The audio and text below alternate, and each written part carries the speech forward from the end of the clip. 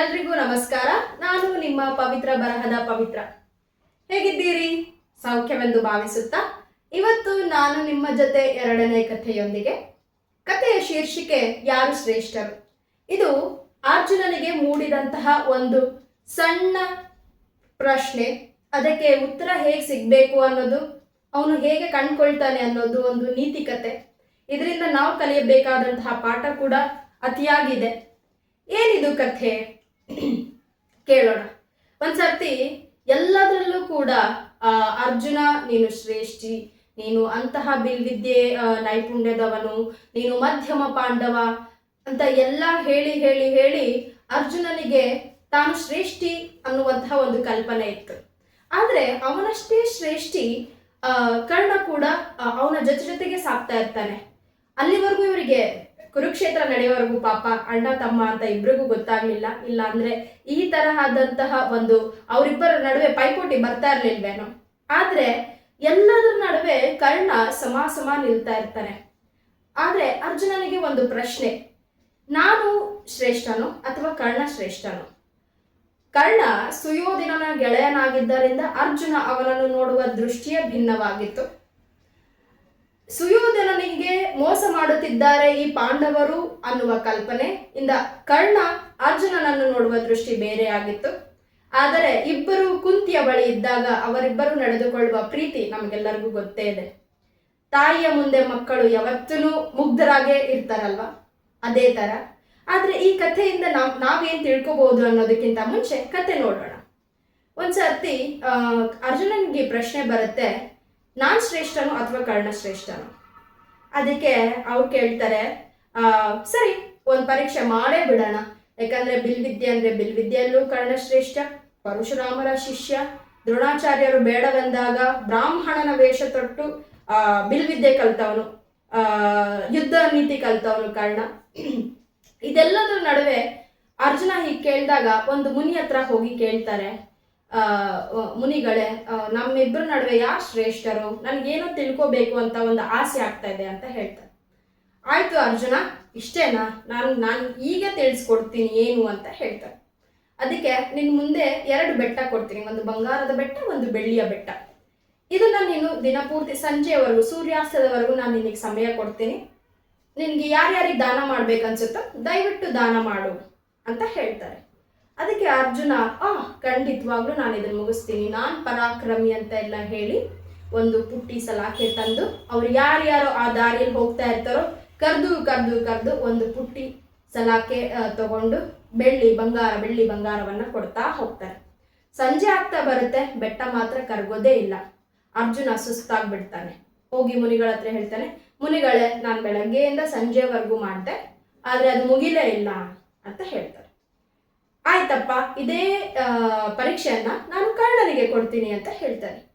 ಅದೇ ದಾರಿಯಲ್ಲಿ ಕರ್ಣ ಬರುವಾಗ ಕರ್ಣನಿಗೆ ಮುನಿ ಕರ್ದು ಹೇಳ್ತಾರೆ, ನನ್ನ ಫಲಗಳಿಂದ ನಾನು ಒಂದು ಬೆಳ್ಳಿಯ ಬೆಟ್ಟ ಮತ್ತು ಬಂಗಾರದ ಬೆಟ್ಟ ನನ್ನ ಹತ್ರ ಇದೆ, ದಯವಿಟ್ಟು ಇದನ್ನ ದಾನ ಮಾಡ್ಬಿಡು. ನಿನ್ಗೆ ಯಾರಿಗನ್ಸುತ್ತೋ ನೀನು ದಾನ ಮಾಡ್ಬಿಡು, ಈ ದಾನ ಮಾಡಿದ್ರೆ ನನಗೆ ಪುಣ್ಯ ಫಲ ದೊರಕುತ್ತೆ ಅಂತ ಹೇಳಿದ್ದಾರೆ ಅಂತ ಕರ್ಣನಿಗೆ ಹೇಳ್ತಾರೆ. ಕರ್ಣ ಏನು ಮಾಡಲ್ಲ, ಅಯ್ಯೋ ಗುರುಗಳೇ, ಇಷ್ಟೇನಾ? ಖಂಡಿತ ನಾನು ಮಾಡ್ಕೊಡ್ತೀನಿ ಅಂತ ಹೇಳಿ ಆ ದಾರಿಯಲ್ಲಿ ಮೊದಲು ಯಾರು ಬರ್ತಾರೋ ಅವರಿಗೆ ಇಡೀ ಬೆಟ್ಟವನ್ನೇ ಅವನಿಗೆ ಕೊಟ್ಬಿಡ್ತಾನೆ. ಇನ್ಮೇಲಿಂದ ಈ ಬೆಟ್ಟಕ್ಕೆ ವಾರಸ್ದಾರ ನೀನು. ಇನ್ನೊಬ್ರು ಬರೋರಿಗೆ ಬೆಳ್ಳಿಯ ಬೆಟ್ಟವನ್ನು ಕೊಟ್ಬಿಟ್ಟು, ಇನ್ಮೇಲೆ ಈ ಬೆಟ್ಟ ವಾರಸ್ದಾರ ನೀನು, ನಿಮಗೆ ಹೇಗ್ ಬೇಕು ಬಳಸ್ಕೊಳ್ಳಿ, ಧರ್ಮದಿಂದ ನಡೆದ್ರೆ ಇಬ್ರಿಗೂ ಒಳ್ಳೇದು ಅಂತ ಒಂದು ಕಿವಿ ಮಾತು ಹೇಳ್ತಾನೆ.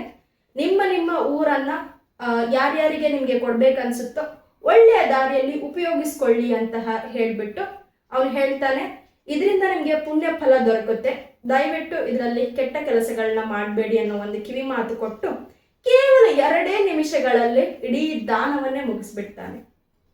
ಆಗ ಮುನಿಗಳು ಬಂದು ಹೇಳ್ತಾರೆ ಅರ್ಜುನನಿಗೆ, ಅರ್ಜುನ, ಎಲ್ಲದರಲ್ಲೂ ನೀನು ಪೈಪೋಟಿ ಕೊಡ್ತಾ ಇದ್ದೆ ಅಂತ ಅನ್ಕೊಳ್ತಾ ಇದ್ದೆಲ್ಲ, ಇದರಲ್ಲಿ ನೋಡು ನೀನು ಹೇಗೆ ಸೋತ್ಬಿಟ್ಟೆ. ನೀನು ಅನ್ಕೊಳ್ತೀಯ ಇದಿಷ್ಟು ನನ್ನದು, ನಾನು ಕೊಟ್ಟಂತೆ ಅವ್ರು ನಡ್ಕೊಳ್ತಾರೆ ಅಂತ. ಆದ್ರೆ ದಾನ ಶ್ರೇಷ್ಠಿ ಕರ್ಣ ಎಷ್ಟು ಸುಲಭವಾಗಿ ಸಂಯೋಚಿತವಾಗಿ ಯೋಚನೆ ಮಾಡಿ ಅವ್ರಿಗೊಂದು ಕಿವಿ ಮಾತು ಹೇಳ್ದ. ಇಸ್ಕೊಂಡಿರೋರೆಲ್ಲ ಒಳ್ಳೆಯವರು ಅಂತ ಹೇಳಲ್ಲ, ಆದ್ರೆ ದಾನ ಕೊಡುವಂತಹ ಕೈ ನಮ್ಮದಾಗಿರ್ಬೇಕು, ಸದಾ ಕೊಡುವ ಕೈ ಕೆಳಗೆ ಇರಬೇಕು, ಕೊಡುವಾಗ ಈ ತರನೇ ಕೊಡಬೇಕು. ಕರ್ಣ ಅದಕ್ಕಾಗಿ ದಾನ ಶ್ರೇಷ್ಠಿ ಅವನು. ಅವನ ವಿಧಿ ಅವನ ಜೊತೆಗೆ ಎಷ್ಟು ಕ್ರೂರವಾಗಿ ಆಟ ಆಡಿದ್ರೂ ಕೂಡ ಸದಾ ಅವನು ಬಂದು ಕಂಡವರೆಲ್ಲರಿಗೂ ದಾನ ಮಾಡ್ತಾನೇ ಬಂದಿದ್ದಾನೆ. ಕರ್ಣ ಕುಂಡಲಿಗಳನ್ನ ಕೊಟ್ಟಿದ್ದಾನೆ. ಹಾಗಾಗಿ ಅವನು ಈಗೂ ಕೂಡ ಯಾರೂ ಕೂಡ ಕೌರವರನ್ನ ನೆನೆಯೋದಿಲ್ಲ. ಆದ್ರೆ ಅಂಗರಾಜ ಕರ್ಣನನ್ನ ಕುಂತಿಯ ಜ್ಯೇಷ್ಠ ಸುತ ಕರ್ಣ ಅಂತ ಈಗೂ ಕೂಡ ನಮ್ಮ ಸಮಾಜ ಒಪ್ಪಿಕೊಂಡಿದೆ ಅಂತಂದ್ರೆ ಹಾಗಾಗಿ ಈ ಸದ್ಗುಣಗಳೇ ಅವನನ್ನ ಕಾಪಾಡ್ತು. ಎಲ್ಲರ ನಡುವೆ ಈಗಲೂ ಕೂಡ ಕರ್ಣ ಜೀವಂತ. ಅದಕ್ಕೆ ಹೇಳ್ತಾರಲ್ಲ, ತೂಗಿ ಅಳೆದು ಕೊಡೋದಾದ್ರೆ ಅದು ಖಂಡಿತ ದಾನ ಅಲ್ಲ ಅಂತ. ಹಾಗಾಗಿ ಕರ್ಣನಲ್ಲಿ ಇದ್ದಂತಹ ಆ ಸದ್ಗುಣವನ್ನ ನಾವು ಕೈ ಹಿಡಿಯೋಣ.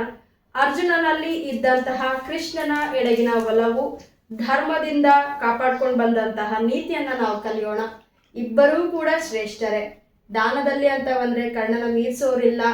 ಕೃಷ್ಣನ ಸಂಗತ ಇದ್ದಂತಹ ಕಾರಣನ ಮಧ್ಯಮ ಪಾಂಡವ ಸದಾ ನಮ್ಮೆಲ್ಲರಿಗೂ ನಾಯಕನೇ. ಇಬ್ಬರೂ ಕೂಡ ಶ್ರೇಷ್ಠರೇ. ಹಾಗಾಗಿ ಇಬ್ಬರಲ್ಲಿ ಇರುವಂತಹ ಸದ್ಗುಣಗಳನ್ನ ನಾವು ಕಂಡ್ಕೊಳ್ತಾ ಎಷ್ಟಾಗುತ್ತೋ ಅಷ್ಟು ನಮ್ಮ ಕೈಯಿಂದ ದಾನ ಮಾಡ್ಕೊಂಡು ಹೋಗೋಣ. ಖಂಡಿತ ಹೆಸರಿಡೋದು ಬೇಡ.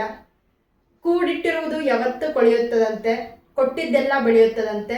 ಹಾಗಾಗಿ ಕೊಟ್ಟು ಬೆಳೆಸಿ ಎಲ್ಲರ ನಡುವೆ ಸದಾ ಚೆನ್ನಾಗಿರೋದೇ ಈ ಜೀವನ ಅಂತ ಅಂದ್ಕೊಳ್ತಾ ಮತ್ತೆ ಮತ್ತೆ ಹೇಳ್ತಾ ಇದ್ದೀನಿ, ನಮ್ಮೆಲ್ಲರ ಮೂಲಭೂತ ಹೊತ್ತಿಗೆಗಳು ರಾಮಾಯಣ, ಮಹಾಭಾರತ ಮತ್ತು ಭಗವದ್ಗೀತೆ.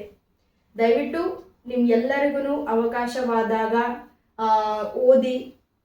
ಇಷ್ಟು ಇಂಟರ್ನೆಟ್ಟಲ್ಲಿ ಸೀರೀಸ್ಗಳಿದೆ, ಪ್ರವಚನಗಳಿವೆ, ದಯವಿಟ್ಟು ಕೇಳಿ. ಯಾಕಂದರೆ ನೀವು ಒಂದ್ಸರಿ ನಿಜವಾದ ಜೀವನ ಸ್ಥಿತಿಯನ್ನು ಕಂಡುಕೊಂಡಾಗ ನಿಮ್ಮಲ್ಲಿ ಉತ್ತರ ಸಿಗಲಾರದಂತಹ ಸನ್ನಿವೇಶಗಳಿಗೆ ಒಗ್ಗಿಬಿಡ್ತೀರಾ.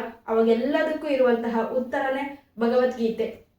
ನಾವು ಹೇಗೆ ಇರಬೇಕು ಅನ್ನೋದಕ್ಕೆ ಮರ್ಯಾದ ಪುರುಷೋತ್ತಮ ರಾಮ ಆದರೆ, ನಾವು ಹೇಗೆ ಧರ್ಮವನ್ನು ಕಾಪಾಡಬೇಕು ಅನ್ನೋದು ಪಾಂಡುಪುತ್ರರಿಂದ ಕಲಿಬೇಕು. ಹೇಗೆ ದಾನವನ್ನು ಕಲಿಬೇಕು ಅಂತಂದರೆ ಕರ್ಣರಿಂದ ಕಲಿಬೇಕು.